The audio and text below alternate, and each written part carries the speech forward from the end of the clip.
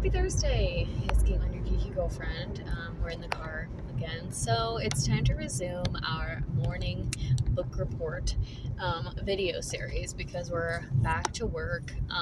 Today is, well, not today, tomorrow is my last day before spring break, and tomorrow is like a half day, so that's great news. So today's really my last full day before spring break. So I did 2 full weeks of work after my maternity leave, and now I get another week off for spring break. So it was a nice ease in before I have to blitzkrieg the last 30 some days of the school year, because that's how many we're down to, believe it or not. If you're a teacher, the end is near.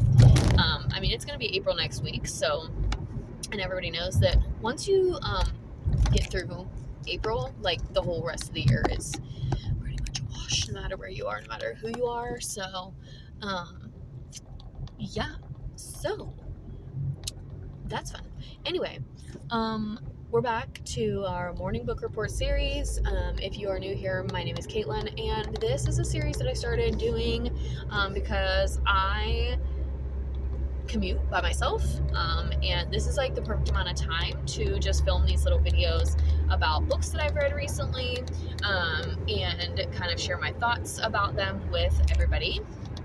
And I'm a little bit slow on the draw this year, a little bit behind in the reading goal. My goal for the year, if you're new here, is 48 books by the end of 2026. So by December 31st, I want to have read 48 books. I would like at least 12 of them to be nonfiction, which this year I'm probably going to focus mostly on celebrity memoirs, just because those are the easier ones to get through, and I want to get some off my shelf.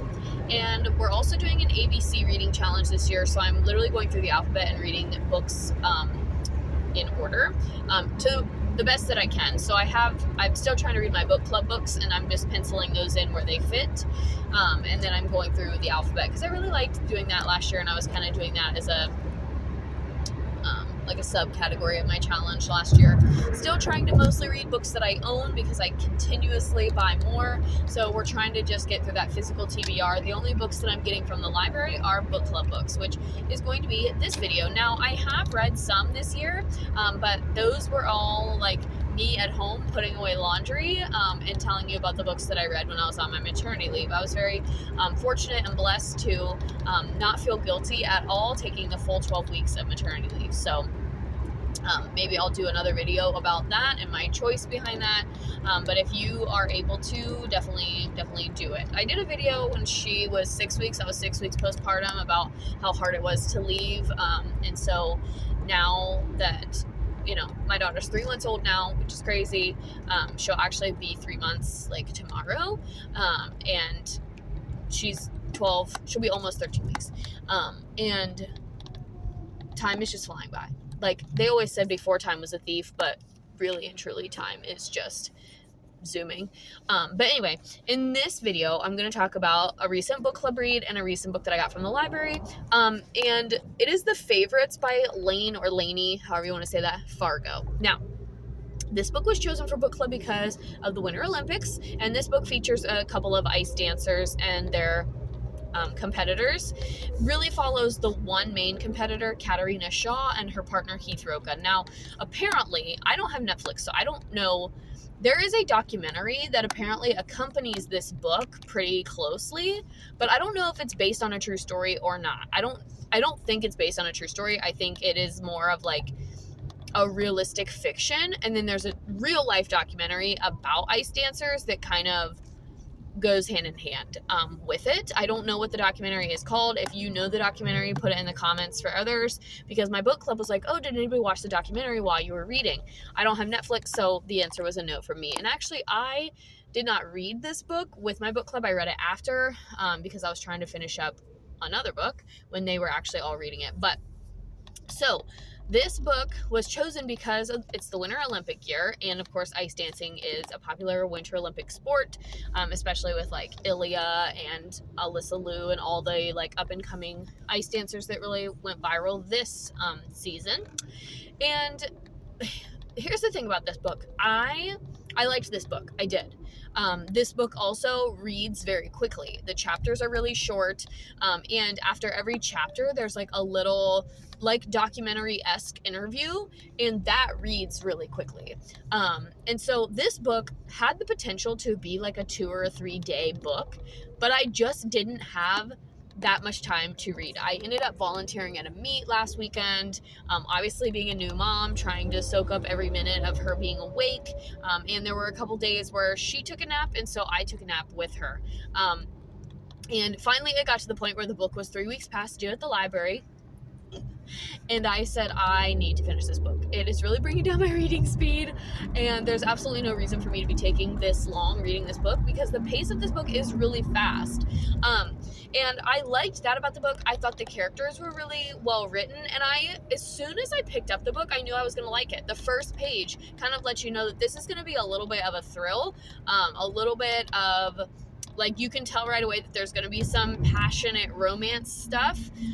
And so that was great. So I wouldn't categorize this book as a romance. I wouldn't categorize this book as a thriller. Drama, sure. But it has a lot of different aspects of different genres. It was kind of gossipy, raggy, like I would equate to Evelyn Hugo and The Devil Wears Prada. Like, it kind of had some of that toning to it.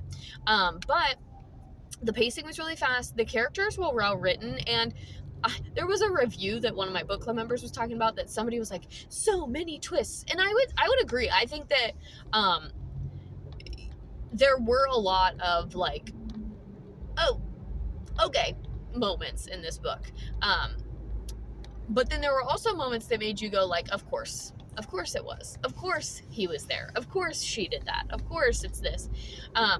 And then it kind of is a little bit of like a whodunit towards the very end too. Like, you're not 100% sure who was sabotaging them, but you kind of have an idea.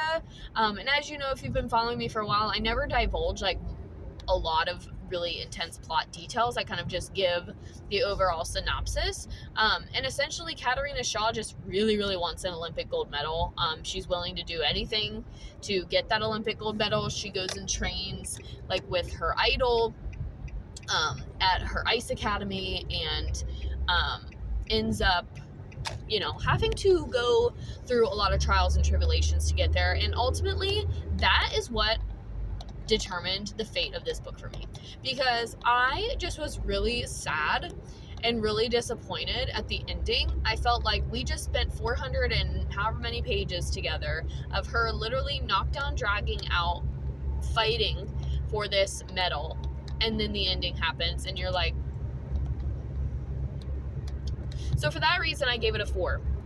I think if the ending, if I would have felt like that Katerina got what she had been working for, which is kind of a little bit of a spoiler, but you have to read the book to figure out like why it's so disappointing. Like, there were a lot of reasons that people cannot win medals, and so you have to read the book to figure out why Katerina's ending is so disappointing, and like why it was just like just soul crushing that she didn't get what she had worked literally most of her life for. Now, the author did spin that and be like, oh, but Katerina realized that. No.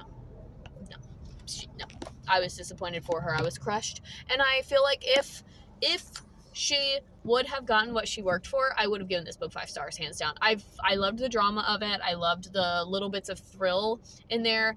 The romance was good. It was closed door spice, which we love. The only thing you really explicitly see when visually reading is some kissing, and they're talking about like maybe her straddling him or something like that, which they do a lot in their dancing. And if you've ever watched ice dancing, then you can kind of put that, in your mind. But yeah, I really, really like this book. I'm disappointed in myself that it took me so long to get through it. I wish I would have dedicated a little bit more time to reading it a little bit earlier on, so it didn't, because like I said, this had the potential to be like a 1 week read, because when I finally sat down to read it, I read like 250 pages or 300 pages in like 2 days. So the majority of this book I read within 3 days. So it had the potential to be a really fast read, and I just didn't. It's not that I didn't like the book. I genuinely I kept taking it to work. I was like, oh, maybe I'll read when I'm pumping. Didn't happen. Took it to the meet. Maybe I'll read on my break. Didn't happen. So I just kept like dragging this book around thinking that I was going to read, and I didn't. So that was partially my fault. But anyway, that marks book number 9 for the year, and we're almost to the end of March, and so I should be at like book number 12 or close to book number 12 in my own, timeline and things.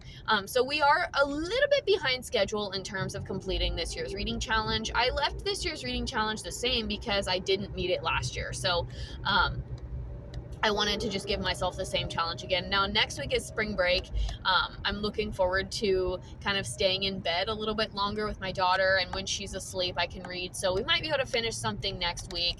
And then obviously we have summer break not too far beyond that, and we're already planning some trips this summer, in which case, like when I'm not driving and we're taking a road trip, I read. So hopefully we'll be able to pick up some of those.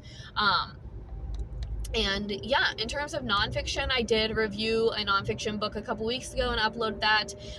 Another sports title for anybody who's interested in those. Let me know in the comments if you have read this one, if it's something that interests you. And I want to know if you've read any of Lainey Fargo's other things, because based on how much I liked The Favorites, I would be really intrigued to read something else of hers.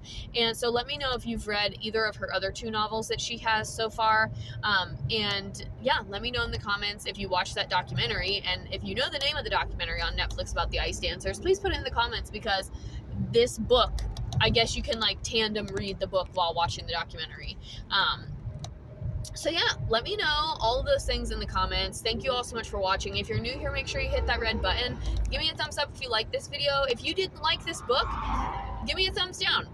It doesn't hurt me either way. So and let me know in the comments what I should read next. So as of right now, we are on letter D. So I have already started my letter D book. You can go ahead and put your guess in the comments based on things that I've said in other videos. Like this year, I'm really trying to kind of knock out or cross off all of the novels written by certain authors. Hint, hint, wink, wink, I've already read a few Taylor Jenkins Reid books, and so she's one of the authors that I'm trying to cross off this year. So with that being said, drop in the comments what you think my letter D book is, and I'm almost 100 pages into that one, so maybe this one won't take me as long, and we'll be seeing each other again in a few days. So that's it for this one. Thank you so much for watching, and let me know if you enjoyed this book down in the comments.